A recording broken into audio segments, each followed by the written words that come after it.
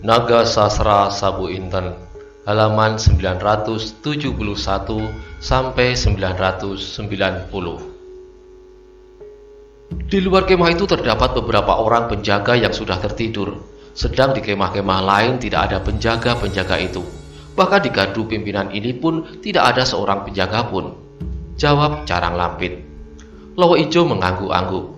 Katanya kemudian, menurut laporan yang aku terima, Maiso Jenar pergi ke Banyu Biru bersama seorang yang belum dikenal, Wanamerta, Bantaran, dan Penjawi. Jadi pemimpin-pemimpin Banyu Biru yang tinggal di perkemahan ini adalah Jaladri, Sanipo, Sanjaya, Jagakerti, kakak beradik Sendang Papat dan Sendang Parapat, dan dua orang yang menurut pendengaranku bernama Mantingan dan Wirasaba, ditambah dengan gadis kecil yang disebut-sebut oleh Jadipa bernama Widuri. Tetapi di samping itu masih ada lagi. Menurut Jadipa, bibinya yang cantik bernama Wilis dan Aryo Saloko sendiri. Benar Ki Lurah, sahut Jadipa. Gadis itu berkata demikian.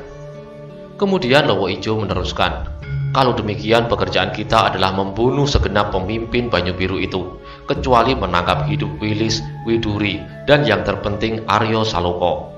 Ketahuilah bahwa laskar Banyu Biru yang berada di perkemahan ini jauh lebih berbahaya daripada laskar Banyu Biru yang masih tetap berada di Banyu Biru dan laskar Pamingit. Laskar yang berada di tempat ini dengan penuh keyakinan berusaha untuk mempertahankan Banyu Biru. Mereka rela mati untuk keyakinannya itu. Sedangkan laskar yang lain terdiri orang-orang yang bekerja untuk hidup mereka dan kekayaan mereka tanpa memperhitungkan apa yang terjadi di tanah mereka. Dengan demikian, maka apabila laskar Banyu Biru yang lain, apalagi laskar Pamingit, dengan demikian, maka kalangan hitam akan merajai Banyu Biru dan Pamingit, mengaduk isinya dan menemukan keris Kiai Naga Sastra dan Kiai Sabu Inten. Sekali lagi Lowo Ijo tertawa menggelegar memenuhi rimba itu. Ia menjadi bergembira sekali, seolah-olah Banyu Biru telah jatuh ke tangannya, dan demikian pula Kiai Naga Sastra dan Kiai Sabu Inten. Mendengar semua kata-kata Lowo Ijo itu, tubuh Mantingan bergetaran. Berbagai perasaan berkecamuk di dalam dadanya. Ia mula-mula heran juga kenapa Lowo Ijo mempunyai banyak sekali pengetahuan tentang perkemahan itu, tentang nama-nama para pemimpin laskar Banyu Biru, bahkan tentang dirinya dan Wirasaba, bahkan kemudian tentang Maiso Jenar dan kawan-kawannya. Tetapi kemudian ia dapat mengerti bahwa hal yang demikian itu sangat mungkin. Orang-orang Lowo Ijo dapat mendengar nama-nama itu dari orang-orang Banyu Biru yang acuh tak acuh pada keadaan kampung halamannya. Sedang tentang Maiso Jenar, dalam pada itu kembali terdengar suara Lowo Ijo. Nah, sekarang marilah kita mulai. Yang terpenting adalah para pemimpin itu. Sebab tanpa pimpinan, laskar Banyu Biru akan kehilangan garis perjuangannya.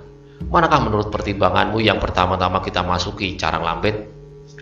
Perkemahan yang aku katakan tadi, Ki Lurah, jawab Carang Lampit. Bersamaan dengan bunyi jawaban itu, berdesirlah hati Mantingan. Dengan demikian, rombongan Lowo Ijo itu pertama-tama akan memasuki pondok Roro Wilis. Gerombolan itu pun segera bergerak lewat beberapa langkah dari batang pohon tempat Mantingan bersembunyi. Sekali lagi, Mantingan menghitung urutan-urutan itu. 10. Ya, 10. Tanpa disengaja ia mengamat-amati trisulanya, seakan-akan bertanya kepada senjatanya itu apakah yang harus dilakukan segera. Ia menjadi sedikit lega ketika diingatnya bahwa Wirasaba ada di dalam kemah itu. Sementara itu, di dalam pondok kecil itu Wirasaba semakin lama menjadi semakin tidak sabar. Waktu yang hanya beberapa saat itu seolah-olah telah berjalan bermalam-malam. Ketika mereka mendengar suara Lowo Ijo tertawa menggelegar, Wirasaba tiba-tiba bangkit berdiri dan berjalan mondar-mandir beberapa kali. Tetapi sesaat kemudian ia sudah terbanting duduk kembali. Demikian pula ketika untuk yang kedua kalinya Lowo Ijo tertawa gemuruh. Dengan gigi gemeretak, Wirasaba semakin marah. Kalau saat itu tidak sedang melindungi pondok kecil itu, baginya lebih baik meloncat keluar dan segera menyerang mereka. Tetapi ia tidak dapat meninggalkan pondok kecil itu. Widuri sudah tidak berbaring lagi. Ia duduk di belakang Roro Wilis sambil memeluk kedua lututnya. Ia menjadi jemu mendengar suara tertawa yang memuakkan itu. Wilis dan Aryo Saloka masih duduk di tempatnya semula tanpa berkisar. Mereka pun menjadi gelisah karena ketidaksabaran mereka. Ketika mereka mendengar derap kaki beberapa orang mendekati pondok itu, serentak mereka mengangkat kepala untuk mengetahui dari manakah suara langkah itu datang. Dada mereka kemudian menjadi berdebar-debar, dan tanpa sengaja menggenggam senjata mereka semakin berat. Suara langkah itu segera berhenti beberapa depa dari perkemahan itu. Di luar terdengarlah suara, "Inikah pondok itu, Jarang Lampit?" "Ya, Ki Lurah," jawab yang lain. "Itulah mereka, para penjaga yang jatuh tertidur." Terdengarlah kemudian suara tertawa pendek. "Bagus, mungkin di dalam pondok inilah mereka tinggal. Sekarang masuklah dan tangkaplah mereka hidup-hidup. Barangkali mereka kita perlukan. Bukankah gadis yang bernama Roro Wilis itulah yang dahulu digilai oleh Joko Soko? Nah, barangkali gadis itu dapat kita pergunakan sebagai alat untuk menundukkan hati ular laut yang gila itu." Mendengar percakapan itu, hati Roro Wilis berdesir. Ia menyesal bahwa ular laut itu pernah melihat wajahnya, sehingga sampai sekarang masih saja persoalan itu terbawa-bawa. Meskipun ia sama sekali sudah tidak perlu lagi setakut dahulu, namun ia lebih ngeri merasakan kegilaan Joko Soko itu daripada harus bertempur melawannya. Tetapi ia tidak sempat terlalu banyak mengenang pertemuannya yang tidak menyenangkan dengan Joko Soko itu, karena di luar kembali terdengar suara, "Jarang Lampit, bawalah Bagolan, Tembini dan beberapa orang lagi. Ingat, tangkap mereka hidup-hidup dan ikat mereka itu. Kecuali kalau Aryo Saloka melawan, ia dapat mengatasi pengaruh sirepku. Kalau ia ada di dalam pondok itu pula." "Baik, Ki Lurah," jawab suara yang lain. Bersama dengan itu bersiaplah semua orang yang berada di dalam pondok itu untuk menghadapi segala kemungkinan. Menilik langkah mereka dan suara-suara yang bergumam, mereka pasti terdiri dari beberapa orang yang lebih banyak dari jumlah mereka yang ada di dalam. Tetapi sebelum mereka membuka pintu, tiba-tiba terdengarlah suara tertawa agak jauh dari pondok itu. Suara tertawa itu tidak begitu keras dan sama sekali tidak mengerikan. Orang-orang yang berada di dalam pondok itu terkejut. Apalagi yang berada di luarnya. Dengan suara lantang terdengarlah salah seorang di luar pondok itu berkata, "Hei Jarang Lampit, siapakah itu?" "Entahlah Ki Lurah," jawab yang lain. "Gila," desu suara yang pertama, yang ternyata adalah suara Lowo Ijo sendiri. "Masih ada berapa orang yang dapat membebaskan diri dari pengaruh sirepku ini?" Kemudian terdengarlah suara di kejauhan, "Lowo Ijo, sebagai penghuni perkemahan ini, aku mengucapkan selamat datang." "Siapakah kau?" teriak Lowo Ijo. "Bagi mereka yang sudi menyebut namaku, akulah yang bernama Mantingan," jawab suara itu. Jadi kaukah yang terkenal dengan nama Dalang Mantingan yang sakti?" "Tak ada orang yang menambah dengan kata sakti itu, Lowo Ijo," jawab Mantingan. "Tetapi sebenarnya lah bahwa aku seorang dalang." "Bagus," jawab Lowo Ijo. "Bahwa kau dapat membebaskan dirimu dari pengaruh sirepku itu sudah merupakan pertanda bahwa kau memiliki kesaktian yang cukup. Tetapi kau terlalu berani menampakkan dirimu di hadapanku dan kawan-kawanku. Apakah kau sudah bosan hidup?" "Belum, Lowo Ijo," jawab Mantingan selanjutnya. "Aku sama sekali masih belum bosan hidup." "Kenapa kau mengganggu kami?" bentak Lowo Ijo. "Aku sama sekali tidak mengganggu kau. Bukankah aku sekedar mengucapkan selamat datang?" sahut Mantingan. "Diam!" teriak Lowo Ijo marah. "Kemarilah dan katakan cara apa yang kau senangi untuk membunuh orang yang telah menghina aku." "Aku tidak akan membunuh orang itu," jawab Mantingan. "Pengecut!" teriak Lowo Ijo semakin keras. "Kalau begitu, pilihlah cara yang kau katakan bahwa aku senangi untuk membunuhmu." Kembali terdengar suara Mantingan tertawa, segar dan renyah. Katanya kemudian, "Hahaha, sudah aku katakan bahwa aku masih senang menunggu terbitnya matahari esok pagi. Apakah keperluanmu datang kemari tanpa memberitahukan lebih dulu?" "Setan!" umpat Lowo Ijo. Kalau begitu, aku akan memaksamu menyeret kemari dan membunuhmu dengan cara yang aku senangi. Jangan marah, Lowo Ijo. Tak ada orang yang akan mengucapkan terima kasih kepadamu. Apabila demikian itu caramu memperkenalkan diri, jawab Mantingan. Lowo Ijo rupanya sudah tidak sabar lagi. Dengan marahnya ia berteriak kepada Wadas Gunung. Wadas Gunung, tangkap orang itu, bawa dia kemari. Aku ingin mengetahui betapa keras tulang kepalanya. Mendengar perintah itu, dada Wirasaba berdetak keras. Ia tidak dapat membiarkan Mantingan bertempur sendiri. Tetapi rupanya Jaladri sudah tidak sabar lagi, menunggu saja sambil tiduran. Maka kemudian terdengar juga suaranya. Ki Dalang Mantingan, bolehkah aku turut dalam permainan ini? Jaladri tidak menunggu jawaban Mantingan. Demikian ia selesai berkata, demikian ia meloncat ke pintu. Mendengar suara seorang lagi yang ternyata dapat membebaskan diri dari pengaruh sirepnya, Lowo Ijo semakin terkejut. Wadas Gunung yang sudah melangkahkan kakinya ke arah Mantingan, jadi tersentak. Dengan garangnya ia berkata, Carang Lampit, ternyata masih ada orang-orang yang terbebas dari pengaruh sirep ini. Carang Lampit tidak menjawab, tetapi terdengar giginya gemeretak karena marah.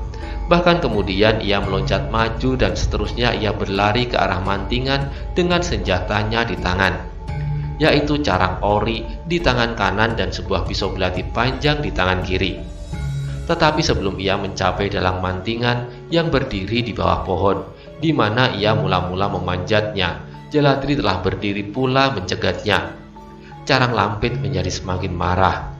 Tanpa mengucapkan sepatah kata pun, langsung ia menyerang Jaladri dengan senjatanya. Terdengar Jaladri pun cukup tangkas menghadapinya. Segera ia meloncat ke samping, dan kemudian berputarlah canggah bermata dua di tangannya, untuk kemudian dengan garangnya menyerang Carang Lampit. Carang Lampit menggeram dengan penuh kemarahan. Matanya yang bengis menjadi semakin buas. Tandangnya pun menjadi semakin buas pula. Kedua senjatanya menyambar-nyambar mengerikan. Mantingan melihat pertarungan itu dengan seksama. Mula-mula ia menjadi cemas. Apakah Jaladri dapat mengimbangi kekuatan Carang Lampit? Tetapi ketika selangkah dua langkah pertempuran itu berlangsung, Mantingan segera mengetahui bahwa Jaladri pun cukup memiliki kemampuan untuk melawan salah seorang anak buah gerombolan alas mentau yang terkenal itu. Di seberang yang lain, Lowo Ijo, Wadas Gunung dan kawan-kawannya pun mengikuti pertempuran itu dengan tanpa berkedip. Mereka menjadi tidak senang ketika mereka melihat ketangkasan Jaladri. Dengan penuh kemarahan, Lowo Ijo bertanya, "Siapakah orang itu?" "Orang itulah yang bernama Jaladri," jawab salah seorang anak buahnya. "Awasi dia," katanya kepada Wadas Gunung. "Aku ingin menyelesaikan orang sombong yang bernama Mantingan itu." "Baik, Ki Lurah," jawab Wadas Gunung.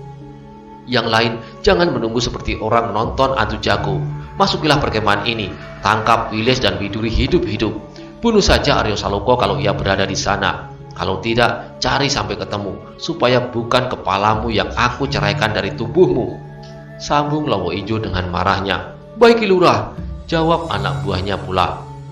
Sementara itu Lowo Ijo telah melangkah setapak demi setapak ke arah Mantingan yang masih saja berdiri di bawah pohon sambil menyaksikan Jaladri bertempur. Tetapi ketika ia melihat Lowo Ijo mendekatinya, segera ia pun mempersiapkan diri, sebab melawan pemimpin gerombolan alas mentau ini bukanlah pekerjaan yang ringan. Maka segera ia pun melangkah dua langkah maju, menyongsong kedatangan Lowo Ijo. Lowo Ijo yang terlalu percaya diri kepada kesaktiannya menganggap pekerjaan itu bukanlah pekerjaan yang berat. Ia seolah-olah demikian yakin bahwa untuk membunuh Mantingan tidak akan banyak membuang tenaga. Mantingan masih saja tetap berdiri di tempatnya. Sepintas ia melihat orang-orang Lowo Ijo yang lain telah siap untuk memasuki pondok Roro Wilis. Karena itu ia menjadi berdebar-debar. Tetapi Lowo Ijo telah meninggalkan pintu pondok itu dan memerlukan untuk melawannya. Ia menjadi sedikit berlega hati. Ia mengharap bahwa orang-orang lain dari gerombolan Lowo Ijo itu tidak terlalu berbahaya. Karena Mantingan tidak segera menjawab perkataannya, Lowo Ijo merasa sekali lagi dihinakan. Maka dengan membentak keras ia mengulangi, "Mantingan, tidakkah kau dengar kata-kataku? Menyerahlah dan jangan mencoba melawan. Sebab dengan demikian kau akan menyesal bahwa kau akan mengalami penderitaan pada saat akhirmu." Mantingan tertawa pendek, tetapi matanya masih saja menatap pintu pondok Roro Wilis. Sebuah tangan yang kasar dengan tiba-tiba merenggut pintu itu. Tetapi demikian pintu terbuka, sebuah kapak yang berat dengan ganasnya melayang ke arah kepala orang itu. Untunglah bahwa orang itu cukup tangkas. Dengan cepat ia meloncat mundur, tetapi agaknya Wirasaba tidak memberinya kesempatan. Dengan cepat pula ia meloncat keluar dan kapaknya yang besar itu terayun-ayun mengerikan sekali. Orang-orang yang berdiri di muka pintu itu segera meloncat berpencaran. Cemara Aking, Bagolan, Tembini, Jadipa, sebab mereka sama sekali tidak mengira bahwa di dalam pondok itu bersembunyi Wirasaba yang pernah mereka kenal beberapa tahun yang lampau di Pliridan. Tetapi mereka adalah orang-orang yang sudah cukup terlatih menghadapi setiap kemungkinan. Karena itu, dalam waktu yang pendek mereka telah siap dengan senjata-senjata mereka untuk melawan Wirasaba. Namun yang sama sekali di luar perhitungan mereka adalah tiba-tiba saja di muka pintu itu pun telah berdiri berjajar Roro Wilis dengan pedang tipisnya, Aryo Saloko dengan tombak pusakanya, dan yang seorang lagi adalah gadis dengan wajah berseri-seri bermain-main dengan sebuah rantai perak sebesar ibu jari. Untuk beberapa saat mereka menjadi heran bahwa orang-orang itu pun dapat membebaskan dirinya dari pengaruh sirep Lowo Ijo. Dan mereka menjadi heran pula bahwa mereka itu agaknya akan ikut serta dalam pertempuran. Tetapi mereka tidak mempunyai banyak kesempatan untuk menimbang, sebab tiba-tiba saja mereka bertiga itu dengan lincahnya berloncatan, bahkan mirip dengan api yang memercik ke segenap penjuru.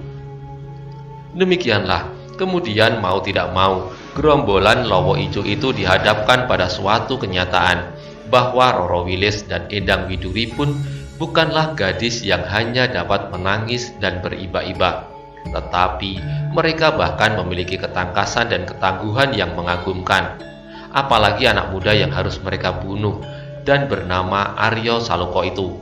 Seperti seekor burung Raja Wali, ia menyambar-nyambar dengan dahsyatnya. Lowo Ijo yang mendengar hiruk-pikuk itu pun kemudian menghentikan langkahnya. Ketika ia menoleh, ia hampir-hampir tidak percaya pada penglihatannya. Samar-samar dalam kegelapan malam, ia melihat perkelahian yang dahsyat itu. Perkelahian antara anak buahnya dengan beberapa orang yang muncul dari dalam pondok yang telah hampir saja dimasukinya. Apalagi kemudian ketajaman matanya dapat menangkap bahwa yang bertempur itu adalah dua orang gadis. Seorang anak muda di samping orang yang gagah dan bersenjatakan kapak. Bahkan kemudian tanpa disengaja ia bergumam, "Siapakah mereka itu?" Dan tanpa disengaja pula Mantingan menjawab, "Mereka itulah yang telah kau sebut-sebut namanya." Lowo Ijo tidak berkata-kata lagi, tetapi ia menjadi semakin terpaku pada pertempuran itu. Ternyata Roro Wilis, Endang Widuri, Aryo Saloko berempat dengan Wirasaba dapat melawan 8 orang anggota gerombolan terkenal dari alas Mentawok dengan baiknya. Pedang Roro Wilis bergetaran dengan cepatnya, menyambar-nyambar dengan lincahnya.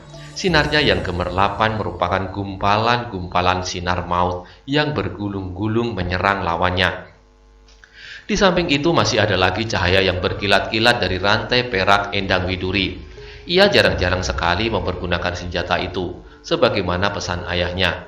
Bahkan ia lebih senang memakainya sebagai perhiasan di lehernya.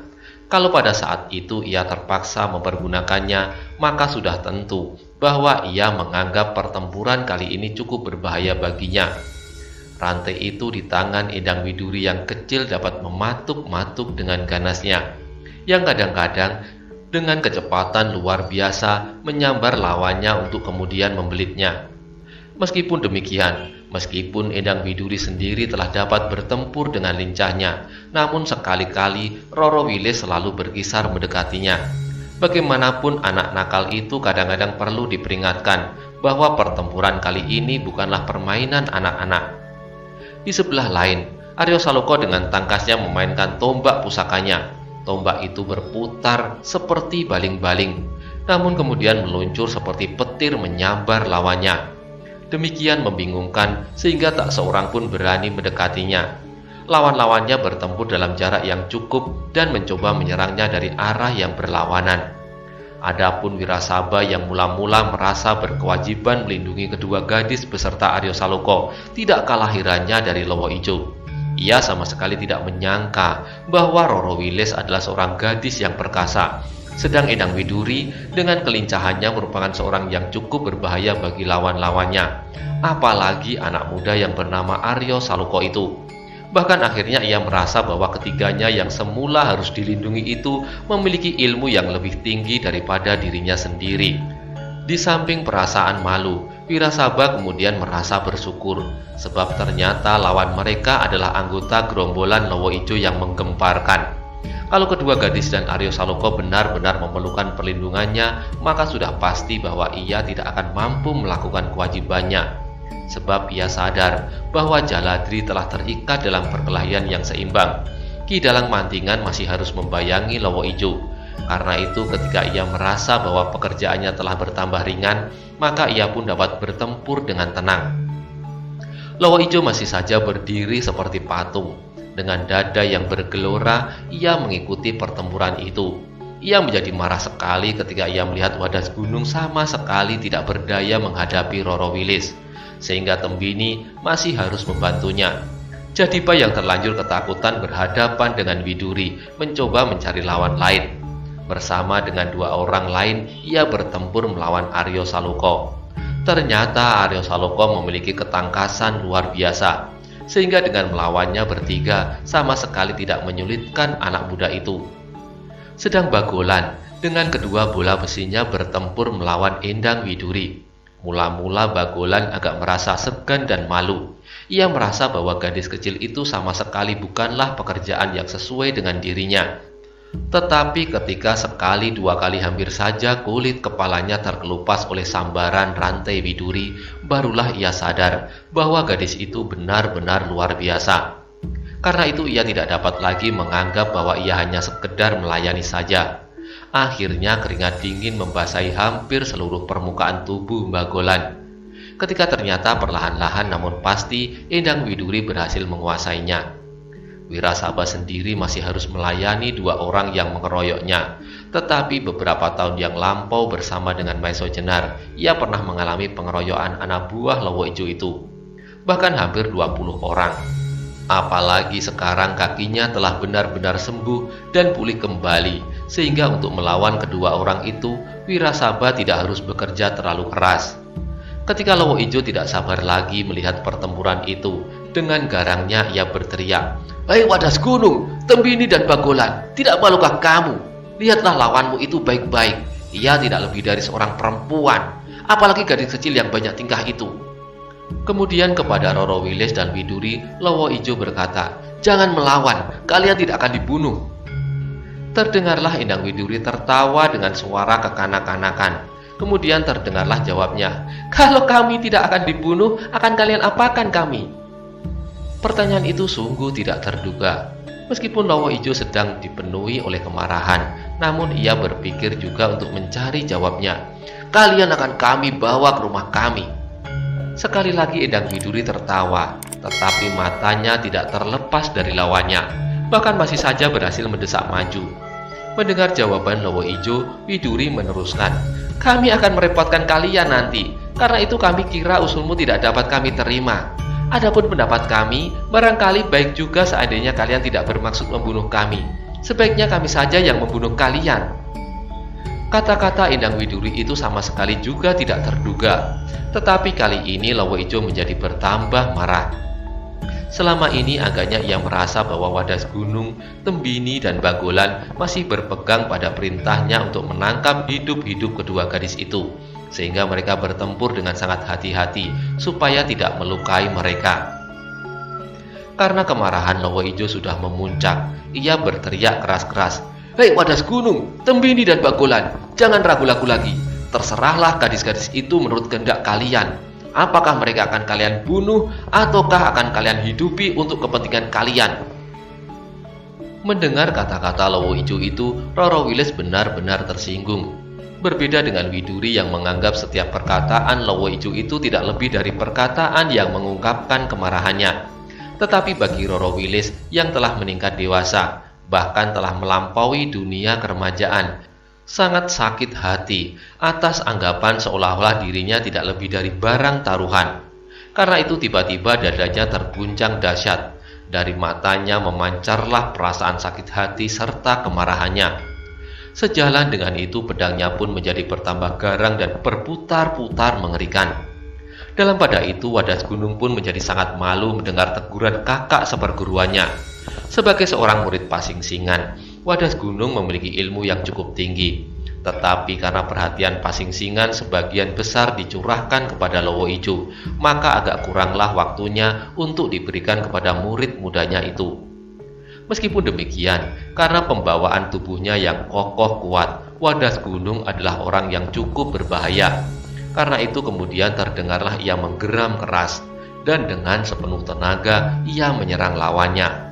Meskipun di dalam hati kecilnya terselip juga perasaan sayang apabila kembang yang indah itu rontok karena tersentuh tangannya. Apalagi kali ini ia bertempur bersama dengan Tembini, seorang yang memiliki ketangkasan cukup. Sayang, kelincahan Tembini tidak mendapat saluran yang cukup baik, sehingga seolah-olah ia bertempur tanpa pegangan selain daripada yang selalu diperbuatnya selama ia berada di dalam gerombolan itu dengan sedikit bimbingan dari Lowo Ijo dan Wadas Gunung. Tetapi lawan mereka kali ini adalah murid Ki Ageng Pandan Alas, dan sekaligus cucunya pula. Selama beberapa tahun terakhir Pandan Alas tidak mempunyai pekerjaan lain selain menanam jagung, kecuali mendidik cucunya ini untuk dapat merebut ayahnya kembali dari tangan anak Simarodra dari Lodaya. Hampir setiap saat, Roro Wilis yang kemudian dinamainya Budak Wangi itu benar-benar selalu bermain-main dengan pedang tipisnya. Apalagi kemudian karena kedatangan kakak seperguruannya dari Gunung Kidul yang bernama Sarayuda. Kesempatan Budak Wangi itu untuk membajakan diri menjadi semakin padat. Karena itulah Budak Wangi dapat menyusul tokoh-tokoh yang sudah terkenal jauh sebelum dirinya sendiri mengenal tangkai senjata. Demikianlah ketekunan kakeknya itu sama sekali tidak sia-sia, karena ternyata ia pun berhasil menemukan ayahnya kembali, meskipun beberapa saat sebelum tarikan nafasnya yang terakhir, yang kemudian disusul dengan pertempuran yang terjadi di Gedangan, yang memberinya kesempatan untuk membuat perhitungan dengan janda ayahnya itu. Dengan demikian, meskipun kali ini ia harus bertempur melawan Wadas Gunung dan Tembini bersama-sama, namun ia sama sekali tidak berkecil hati. Apalagi perasaan kegadisannya telah tersinggung. Karena itulah, ia pun segera mengerahkan tenaganya untuk menekan lawannya. Ternyata usahanya berhasil. Lambat laun, Wadas Gunung dan Tembini merasa bahwa dirinya lah yang akan ditentukan nasibnya. Bukan sebaliknya. Meskipun demikian, sebagai orang yang telah bertahun-tahun di dalam lingkungan yang penuh dengan pertempuran, perkelahian dan pembunuhan, mereka sama sekali tidak putus asa. Lowo Ijo kemudian menyadari kesulitan Wadas Gunung. Ia tahu benar bahwa Roro Wilis ternyata telah mewarisi sebagian ilmu kakeknya. Karena itu tanpa setahunya sendiri, ia melangkah mendekati lingkaran pertempuran. Sedangkan Mantingan menjadi seolah-olah terbius melihat Roro Wilis, Endang Widuri, dan Aryo Saloko yang sedang bertempur. Ketika Lowo Ijo melangkah maju, ia pun mengikuti di belakangnya. Dengan penuh keheranan, ia melihat mereka itu seperti melihat Dewa Yama yang sedang menarikan tarian maut dengan penuh gairah. Apalagi ketika ia melihat bahwa anak-anak Lowo Ijo itu semakin lama menjadi semakin terdesak. Sebaliknya, Lowo Ijo menjadi semakin marah. Akhirnya ia menjadi sedemikian marahnya sehingga hampir saja ia melompat menyerbu. Tetapi demikian ia mulai bergerak, segera Mantingan pun tersadar dari kekaguman yang telah mencekam dirinya. Karena itu segera ia berkata, "Lowo Ijo, apa yang akan kau lakukan?" Lowo Ijo pun seperti terbangun dari mimpinya yang buruk, menjadi terkejut. Namun demikian, ia menjawab, "Aku akan membunuh mereka itu satu demi satu." "Siapakah yang pertama-tama?" tanya Ki Dalang Mantingan. Lowo Ijo yang hatinya sedang menyala-nyala itu menjadi seperti disiram minyak mendengar pertanyaan Mantingan itu. Karena itu ia menjawab sambil berteriak, "Kau!" Bersamaan dengan kata-kata yang meluncur dari mulutnya itu, Lowo Ijo tidak menunggu lebih lama lagi. Segera ia memutar tubuhnya, meloncat menyerang Mantingan dengan dua pisau belati panjang di kedua belah tangannya, sambil menggeram. Aku bunuh kau secepatnya, supaya tidak selalu membuat telingaku merah. Setelah itu, baru yang lain. Tetapi Mantingan sudah bersiaga sepenuhnya. Karena itu, ketika Lowo Ijo meloncatinya, Mantingan tidak gugup. Dengan cepat ia mengelakkan diri dan sekaligus trisulanya bergerak memukul pisau lawannya. Namun Lowo Ijo pun cukup tangkas. Ketika serangannya gagal, cepat-cepat ia menarik senjatanya, kemudian menyerang kembali dengan ganasnya. Maka segera terjadi pula satu lingkaran pertempuran yang tidak kalah serunya. Lowo Ijo dengan dua pisau belati panjang menyerang dengan garangnya seperti badai melanda-landa tak henti-hentinya. Namun Mantingan dapat menyesuaikan dirinya dengan baiknya, mirip seperti sepucuk cemara yang berputar-putar ke arah badai bertiup. Dengan demikian, Mantingan selalu dapat membebaskan dirinya sendiri dari serangan lawannya. Tetapi yang sewaktu-waktu dengan penuh kelincahannya, ia menyusup di antara serangan-serangan Lowo Ijo, mempermainkan trisulanya dengan cepatnya, mematuk-matuk seperti serangan dari beribu-ribu mata tombak yang datang dari segenap penjuru. Itulah daya kesaktian ilmu Ki Dalang Mantingan, yaitu pacar wuta, sehingga sasarannya seolah-olah sama sekali tidak mendapat tempat untuk mengelak. Tetapi lawan Mantingan kali ini adalah Lowo Ijo, murid Pasingsingan terkasih. Hantu berjubah abu-abu dan bertopeng menakutkan itu benar-benar telah membekali muridnya dengan berbagai macam ilmu lahiriah dan ilmu-ilmu batin, meskipun berlandaskan pada kekuatan hitam, namun dalam bentuk penerapannya sungguh mengagumkan. Lowo Ijo mempunyai ketangguhan, ketangkasan, dan kecepatan bergerak yang luar biasa. Ilmu pacar buta yang diwarisi oleh Ki Dalang Mantingan dari gurunya, Ki Ageng Supit, ternyata tidak berhasil mengurung Lowo Ijo.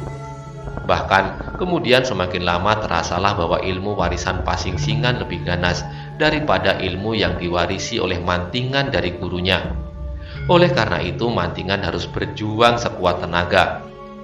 Beberapa tahun yang lalu, dalam pertempuran bersama-sama di dekat Rawa Pening, ia telah dapat menyejajarkan diri dengan tokoh-tokoh golongan hitam itu. Namun dalam perkembangan selanjutnya, agaknya Lowo Ijo telah bekerja lebih tekun lagi. Apalagi Lowo Ijo telah bertempur dengan cara yang buas sekali. Baginya tidak ada pantangan apapun untuk mencapai tujuannya. Kekejaman, kekerasan, dan kelicikan, semuanya adalah cara yang dapat saja dipakainya. Sedangkan Mantingan bertempur dengan penuh kejantanan dan kejujuran.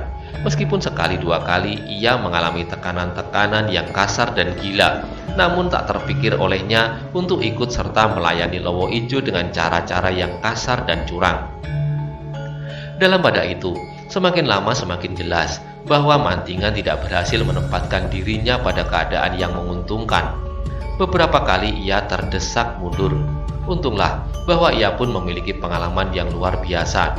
Sebagai seorang dalang yang selalu mengembara dari satu tempat ke tempat yang lain untuk menyebarkan kisah-kisah kepahlawanan yang tertera dalam kitab-kitab Mahabharata dan Ramayana, dan sekaligus menyelenggarakan hiburan untuk rakyat, Mantingan pernah menjumpai 1001 macam peristiwa dan gangguan-gangguan lahir batin.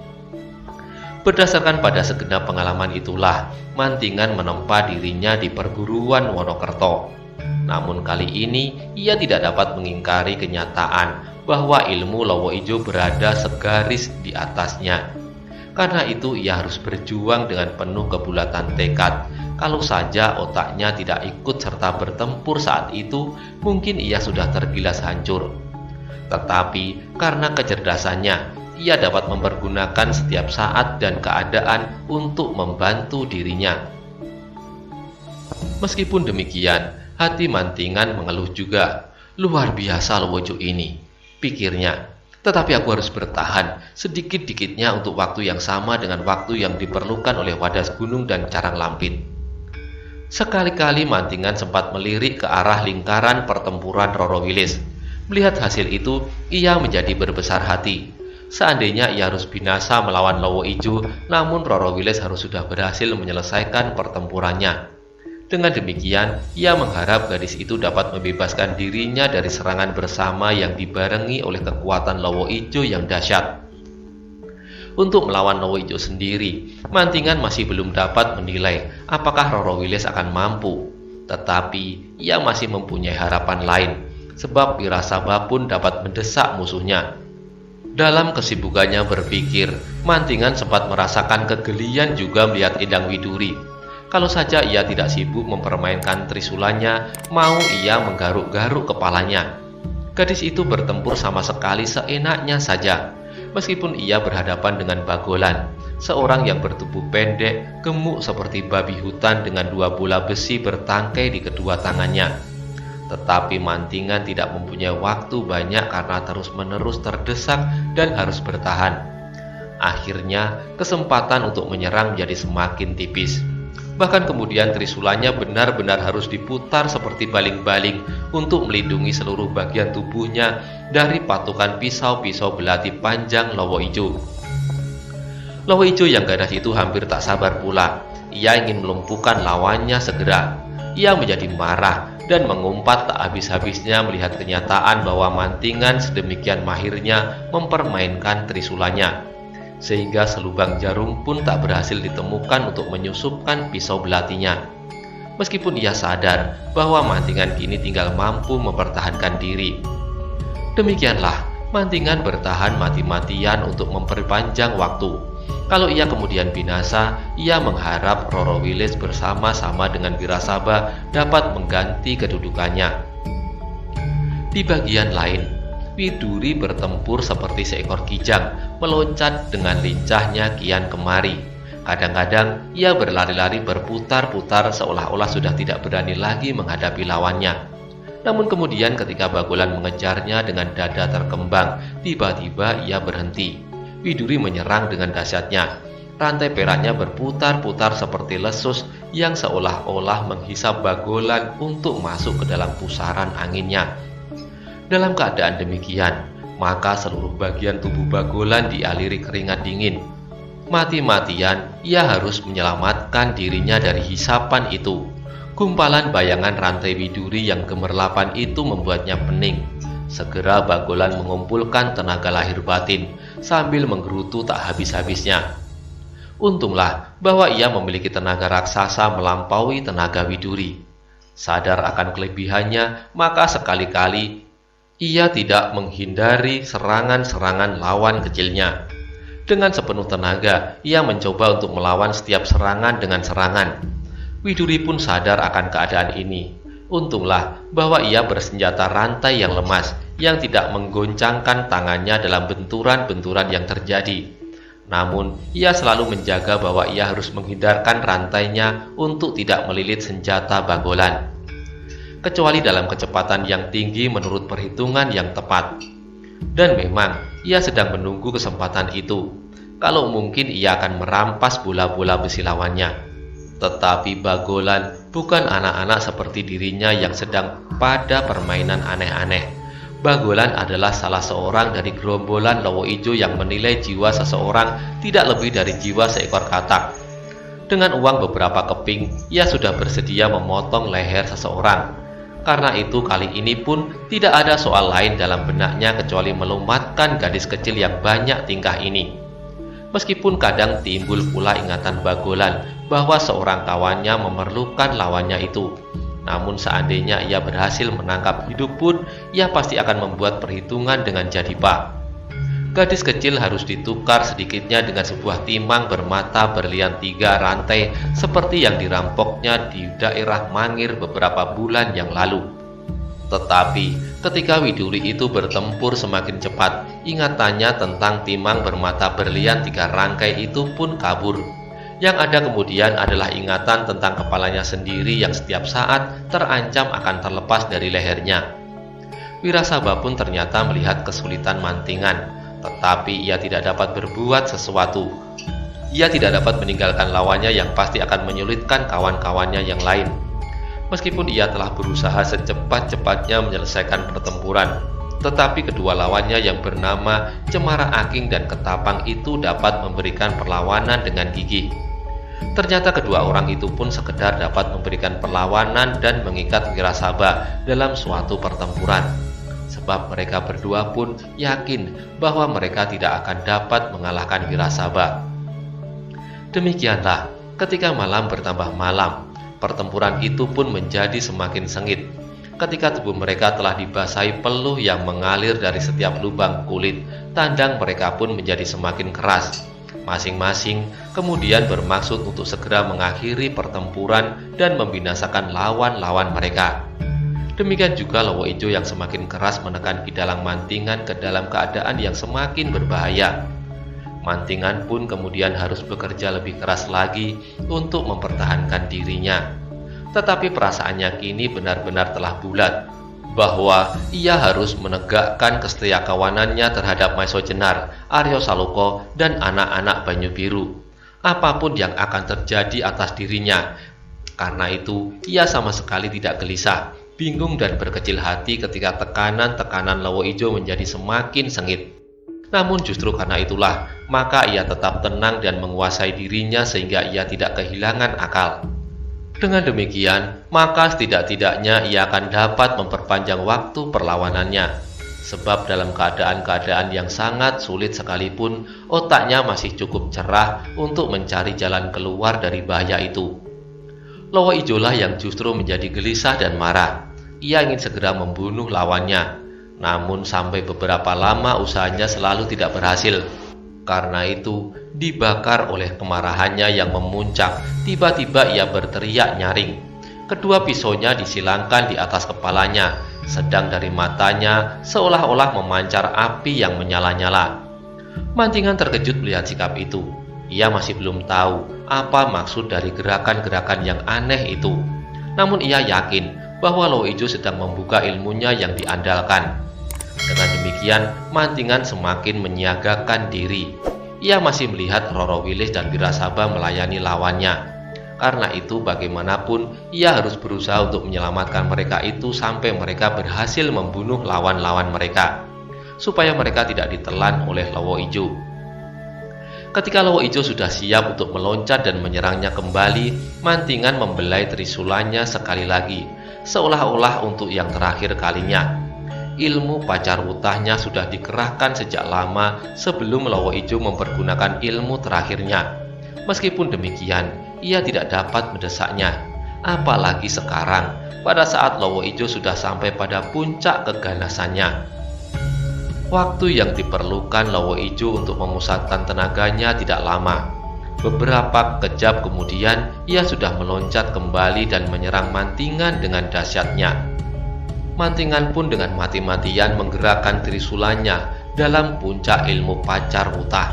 Namun hanya sesaat saja ia mampu bertahan, sebab kemudian terasa bahwa gerakan-gerakan Lowo Ijo memancarkan udara yang amat panas. Mantingan sadar bahwa udara yang panas itu adalah akibat dari ilmu Lowo Ijo yang dipancarkan oleh kekuatan batinnya yang tinggi dan bersumber pada ilmu hitam. Beberapa kali Mantingan terdesak. Bahkan kemudian dengan garang Lowo Ijo meloncat memburu, didahului oleh udara yang sangat panas. Kali ini Mantingan benar-benar tidak melihat kemungkinan untuk mengelakkan diri. Udara panas yang membakar dirinya seolah-olah membuat darahnya mendidih dan tak berdaya. Kakinya tiba-tiba terasa lumpuh. Dalam keadaan demikian, ia hanya mampu mengacungkan trisulanya lurus ke depan, ke arah Lowo Ijo yang seperti akan menerkamnya dengan dua pisau belati di tangan. Namun, dalam keadaan yang sangat berbahaya itu, tiba-tiba terdengarlah jerit ngeri, yang kemudian disusul tubuh yang jatuh terbanting. Lowo Ijo yang sudah yakin akan dapat menembus dada Mantingan menjadi terkejut, sehingga langkahnya terhenti. Ketika ia menoleh, dan juga Mantingan sempat pula menoleh, dilihatnya Tembini berguling-guling di tanah. Dari dadanya memancar darah merah segar. Seleret pandang Roro Wilis menyambar wajah Mantingan yang kosong. Sebenarnya lah bahwa Roro Wilis melihat keadaan Mantingan yang berbahaya. Karena itu, sengaja ia berusaha sekuat tenaga untuk mempengaruhi Lowo Ijo. Karena untuk melukai Wadas Gunung masih agak sulit dan waktu yang terlalu sempit, akhirnya pedang Roro Wilis terpusat ke arah dada Tembini. Untunglah, bahwa ketangkasannya mampu mendahului gerak Lowo Ijo yang hampir saja menentukan batas umur Mantingan dengan ilmu yang dinamai oleh pasing-singan alas kobar, sehingga benar-benar jeritan Tembini dapat menghentikan langkah terakhir Lowo Ijo. Melihat Tembini terbanting dan berguling-guling di tanah, Lowo Ijo sama sekali tidak menaruh perhatian. Ia bahkan menjadi semakin marah karena geraknya terganggu. Karena itu dari mulutnya terdengar umpatan, "Persetan kau Tembini, matilah kau kelinci, dan kulitmu akan aku rentang di depan regol sarang kita sebagai peringatan dari salah seorang anggota Lowo Ijo yang memalukan." Semua orang yang mendengar umpatan itu mau tidak mau meremang bulu kuduknya. Terhadap anggotanya sendiri, Lowo Ijo dapat berbuat demikian, apalagi kepada lawan-lawannya. Dalam pada itu, Bagolan pun menjadi ngeri. Ia tidak mau diperlakukan seperti Tembini, apalagi lawannya tidak lebih dari seorang gadis kecil. Tetapi bagaimanapun Bagolan mengerahkan tenaganya, ternyata ia tidak dapat mengatasi keadaan. Sebab rantai perak itu seperti selalu meraung-raung di telinganya, menyambar-nyambar seperti lalat yang dapat saja hinggap di mana-mana di bagian tubuhnya dengan sesukanya. Memang, beberapa kali Bagolan telah merasakan ujung rantai itu menyengat tubuhnya, sakit dan nyeri. Semakin lama semakin sering, dan ia tahu benar bahwa gadis kecil itu seperti sedang bermain-main saja. Kalau akhirnya gadis itu bertempur sebenarnya, maka benar-benar seluruh kulitnya akan terkelupas habis. Dalam pada itu, kembali mata Lowo Ijo yang memancar merah menyambar wajah Mantingan, dan kembali kemarahan yang membakar dadanya terpancar dari mata itu seperti terpancarnya api. Kali ini Lowo Ijo tidak mau melepaskan korbannya lagi, apapun yang terjadi. Meskipun semua anggotanya akan berteriak bersama-sama dan mati bersama-sama sekalipun, ia akan membunuh Mantingan untuk kemudian membunuh Wirasaba dan Aryo Saloko. Tetapi ketika ia sudah siap, tiba-tiba dilihatnya seorang anak muda muncul dari kegelapan malam berjalan seenaknya ke arahnya. Wajahnya yang cerah selalu dihiasi oleh senyuman yang manis. Dengan ramah kemudian terdengar ia berkata, "Paman Mantingan, sebaiknya paman beristirahat untuk sementara. Meskipun aku harap paman untuk selalu mengawasi aku di sini. Beberapa tahun yang lampau aku mendengar guruku bertempur mati-matian melawan Lowo Ijo di tengah-tengah hutan Tambak Baya. Sekarang kurang lebih 5 tahun kemudian, biarlah aku, muridnya, mencoba kesaktiannya. Apakah benar aku telah dapat memenuhi harapan guruku, mewarisi ilmunya untuk sedikitnya seperti ilmu guru 5 tahun yang lalu?" Melihat kedatangan anak muda dan mendengar kata-katanya untuk mencoba melawannya, Lowo Ijo seperti dihantam batu hitam sebesar kepalanya. Ia menjadi marah sekali. Sedemikian marahnya sehingga untuk beberapa saat ia terpaku gemetar di tempatnya. Mantingan pun terheran-heran mendengar permintaan Aryo Saloko itu. Apakah benar-benar ia akan melakukannya? Dalam pada itu Mantingan pun kemudian menengok ke segenap arah untuk mencari di manakah orang-orang yang baru saja bertempur melawan Aryo Saloko. Tetapi yang tampak hanyalah kegelapan malam. Di sana-sini tampak beberapa orang yang terikat dalam pertempuran berpasang-pasang. Jaladri melawan Carang Lampit, Roro Wilis melawan Wadas Gunung, Wirasaba melawan Cemara Aking dan Ketapang, sedangkan Widuri melawan Bagolan. Karena keheranannya maka tanpa sengaja Mantingan bertanya, "Di manakah lawan-lawan Angger tadi?" Aryo Saloko masih saja tersenyum. "Aku terpaksa membunuh mereka, paman, karena ternyata sudah tidak mau mendengar peringatanku. Bahkan mereka dengan ganasnya membunuh aku pula." "Kau bunuh mereka bertiga?" Tiba-tiba terdengar Lowo Ijo berteriak. "Maaf Lowo Ijo, anak buahmu itu terlalu keras kepala," jawab Aryo Saloko. Sekali lagi dada Lowo Ijo terguncang. Ketika ia memandang berkeliling, ia masih melihat Wadas Gunung, Cemara Aking, Ketapang, Bagolan, Carang Lampit, dan Tembini yang terluka. Kalau demikian, maka orang-orang yang terbunuh itu adalah Bandotan, Jadipa, dan seorang kebanggaannya yang bernama Kiai Sada Gebang. Dengan hampir tidak percaya, Lowo Ijo sekali lagi berteriak, "Benar kau bunuh mereka itu?" "Aku tidak bermaksud demikian, Lowo Ijo. Aku sekedar membela diri dan tidak melihat cara lain daripada membinasakan mereka. Lebih-lebih orang setengah tua berjanggut panjang dan bersenjata sepasang nenggala. Ganasnya bukan main. Tidak atas kehendaknya, Lowo Ijo berkata, "Ialah Kiai Sada Gebang, kau bunuh juga orang itu." Terpaksa, guman Aryo Saloko. Mau tidak mau, Lowo Ijo berpikir keras. Apakah ada orang lain yang membantu anak muda itu sehingga ia berhasil membunuh ketiga orangnya yang sama sekali bukan orang-orang kebanyakan? Dan sekarang anak itu datang menantangnya. Tiba-tiba timbullah dendam di dalam hati Lowo Ijo. Dendam itu semakin lama semakin membara dan menyala-nyala. Memang, sejak semula ia ingin membunuh anak muda itu untuk memadamkan semangat perlawanan anak-anak Banyu Biru. Sebab anak-anak Banyu Biru yang menyingkir ke daerah Gedong Songo inilah sebenarnya yang berbahaya bagi jalan yang dirintisnya untuk menguasai seluruh daerah perdikan bekas perdikan Pangrantunan. Dan sekarang, anak itu telah datang kepadanya untuk menyerahkan dirinya. Maka adalah suatu kebetulan bahwa tanpa bersusah payah ia akan dapat mencapai maksudnya. Karena itu dengan menggeram ia berkata, Aryo Saloko, kalau kau benar-benar dapat membunuh ketiga orang-orangku tanpa bantuan orang lain, maka wajarlah kalau kau berani menantang aku. Tetapi kalau dalam perkelahian ini kau akan terbunuh dengan sia-sia, maka jangan salahkan aku. Bersama-sama dengan mantingan, kepalamu akan aku penggal dan akan aku pasang kelak di tengah-tengah alun-alun Banyu Biru. Dengan demikian, apakah kira-kira rakyat Banyu Biru itu akan tetap setia kepadamu? Aryo Saloko tidak menjadi marah mendengar perkataan kasar itu. Ia tahu dari gurunya bahwa orang-orang semacam Lowo Ijo itu memang selalu berkata kasar. Maka dengan tenangnya ia menjawab, "Jangan kau menakut-nakuti aku, Lowo Ijo. Kepalaku jangan sekali-kali kau penggal, sebab alangkah sulitnya hidup tanpa kepala." "Gila!" geramnya. Mendengar ejekan-ejekan mantingan, telinga Lowo Ijo telah terbakar hangus. Apalagi sekarang, anak yang baru dapat tegak berdiri itu telah berani menghinanya pula. Menjawab pertanyaan-pertanyaannya dengan cara yang sama. Karena itu Lowo Ijo sudah tidak mau berkata lagi. Sebagai seorang maharaja di daerah Alas Mentao yang dilindungi oleh gurunya yang maha sakti dan bernama Pasingsingan, Lowo Ijo tidak biasa membiarkan dirinya dihina dan tidak biasa pula mencoba menahan-nahan kemarahannya. Kalau ia ingin membunuh, membunuhlah ia. Kalau ia ingin menyiksa, menyiksalah ia. Kalau ia hanya sekedar ingin merampok, merampoklah ia.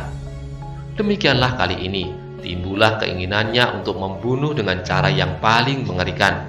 Ia menganggap bahwa orang-orang itu sama sekali tidak menghargainya, tidak merasa ketakutan kepadanya. Karena itu, mereka harus mendapat hukuman. Sambil menggeram dahsyat, Lowo Ijo menerkam Aryo Saloko sekaligus dengan ilmunya Alas Kobar. Udara yang panas seolah-olah memancar dari tubuhnya, melingkar ke segenap penjuru di sekitarnya. Mantingan yang tidak mengalami serangan Lowo Ijo itu pun merasakan betapa udara panas itu telah membakar kulitnya. Bersama dengan itu, hatinya pun terguncang keras. Apakah yang akan terjadi dengan Aryo Saloko? Mantingan sendiri mengalami kesulitan untuk mempertahankan diri melawan Lowo Ijo. Tetapi hatinya terlonjak ketika ia melihat Aryo Saloko dengan tenaganya dapat menghindarkan dirinya dari terkaman pisau Lowo Ijo. Dengan tangkasnya ia berkisar ke samping, dan dengan gerakan yang cepat dan lincah ia meloncat memutar tombak pusakanya, langsung mengarah ke ulu hati lawannya. Lowo Ijo pun terkejut melihat serangan itu. Anak ini benar-benar seperti anak setan. Serangannya yang dibarengi dengan ajinya Alas Kobar masih sempat dihindari oleh Aryo Saloko. Sebenarnya lah bahwa Aryo Saloko pun mula-mula terkejut merasakan serangan udara panas itu. Namun tanpa sesadarnya, udara yang panas itu lambat laun menjadi sejuk dengan sendirinya. Setelah peluhnya mengalir dari segenap lubang kulitnya, maka tubuhnya semakin merasa segar. Ia tidak lagi terpengaruh oleh udara panas yang secara bergelombang melibat dirinya. Ia sendiri tak menyadari bahwa berkat pertolongan orang berjubah abu-abulah, ia dapat membebaskan diri dari serangan aji Alas Kobar yang ganas. Kekuatan-kekuatan yang ada di dalam tubuh Aryo Saloko yang semula merupakan tenaga cadangan untuk menembus urat-urat darahnya di permukaan kulit untuk melawan rangsang dari luar, kini telah bebas. Kekuatan-kekuatan itu dapat dipergunakan untuk keperluan-keperluan khusus. Adalah suatu kurnia baginya bahwa ia telah berhasil mengatur jalan pernafasannya serta jalur-jalur urat-urat di tubuhnya dengan baik menurut petunjuk Kebu Kanigoro. Yang disangkanya untuk mendasarinya ilmunya Sosrobirowo disusul dengan usaha orang berjubah abu-abu yang telah membuka segenap simpanan kekuatan di dalam tubuhnya. Demikianlah, maka Aryo Saloka seolah-olah telah dapat membebaskan dirinya dari gangguan simpul-simpul perasaan dari seluruh permukaan kulitnya. Meskipun ia tidak menjadi kebal dari serangan senjata, namun dalam saat-saat tertentu dengan sendirinya ia berhasil mengurangi segenap perasaan yang ditimbulkan oleh simpul-simpul perasa itu. Sebenarnya lah bahwa seseorang dengan mengatur pernafasannya dengan baik, memusatkan pikiran dan kehendak, percaya kepada kebenaran atas tindakannya, dan pasrah setulus-tulusnya kepada Tuhan yang Maha Besar, dapatlah kiranya orang menyingkirkan diri dari kesadaran perasaan yang timbul oleh wujud jasmaniahnya, sehingga akhirnya orang dapat menguasai wujud jasmaniahnya sendiri. Dalam keadaan yang demikianlah, Aryo Saloka bertempur dengan gigihnya melawan Lowo Ijo. Sebagai seorang pemuda yang sedang berkembang, ia memiliki semangat yang luar biasa. Otot-ototnya yang mulai tampak berjalur-jalur di bawah kulitnya telah membentuk tubuhnya menjadi bertambah serasi dengan wajahnya yang keras penuh daya juang dan penuh harapan bagi masa depan. Mantingan melihat pertempuran itu seperti terpukau di tempatnya. Mimpi pun tidak bahwa ia akan berkesempatan menyaksikan Aryo Saloka bertempur melawan Lowo Ijo dalam keadaan sedemikian baiknya.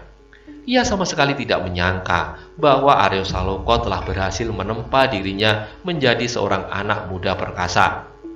Yang mau tidak mau harus diakuinya bahwa anak itu telah melampauinya dan menempatkan dirinya sejajar dengan tokoh hitam yang terkenal itu. Bahkan ternyata bahwa Aryo Saloka sama sekali tidak mengalami kesulitan dalam pertempuran itu. Meskipun ia harus melawan ilmu Lowo Ijo yang memancarkan panas sepanas api.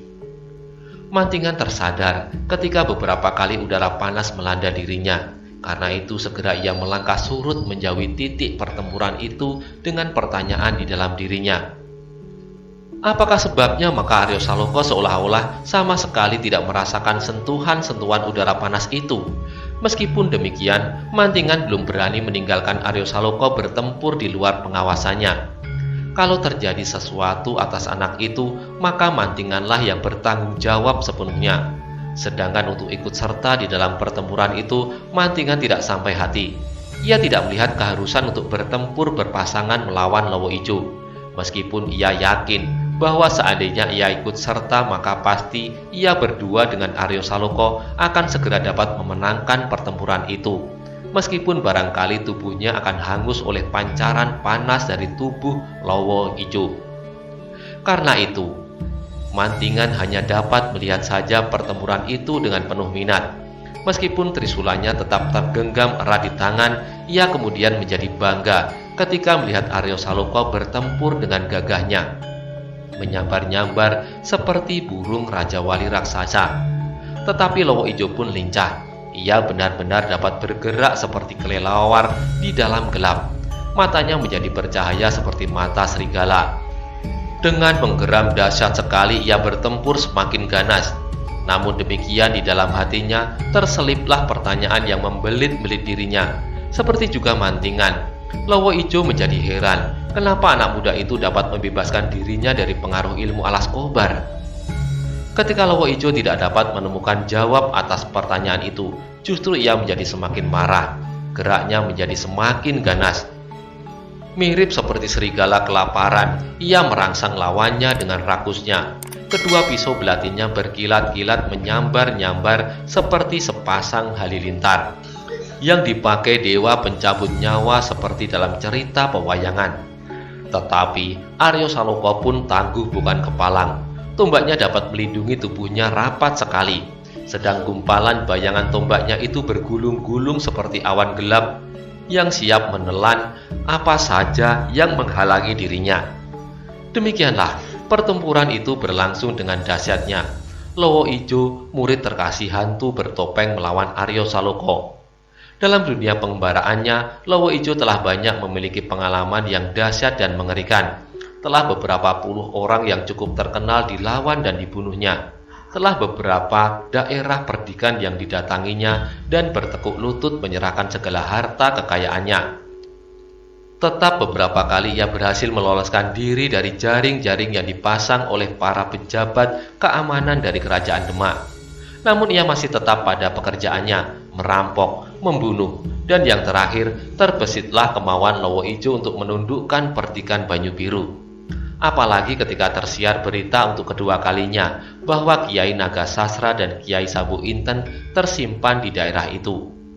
Ketika itu, ia bersepakat dengan kawan-kawan segolongannya untuk bersama-sama menghancurkan Banyu Biru. Meskipun mereka yakin bahwa setelah itu akan terjadi saling mendesak dan saling membunuh di antara golongan hitam itu sendiri. Namun tiba-tiba rintisan usahanya itu terbentur hanya karena Aryo Saloko datang kembali ke tanah perdikannya. Apakah sebenarnya arti dari anak ini? Tetapi ia sekarang menghadapi suatu kenyataan bahwa Aryo Saloko yang masih muda itu memiliki kekuatan yang harus diperhitungkan. Dengan demikian, maka dada Lowo Ijo menjadi semakin bergolak. Dengan darah yang mendidih, ia mengerahkan segenap kekuatannya dengan dilambari oleh ilmunya Alas Kobar untuk membinasakan anak itu. Bersambung ke halaman 991.